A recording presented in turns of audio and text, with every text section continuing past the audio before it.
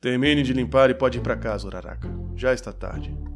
Pode deixar, pode ficar tranquilo, professor.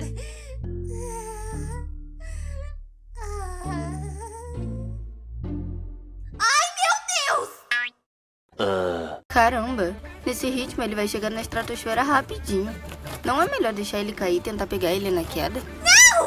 Mas que diabos vocês estavam fazendo pra isso acontecer? Ai!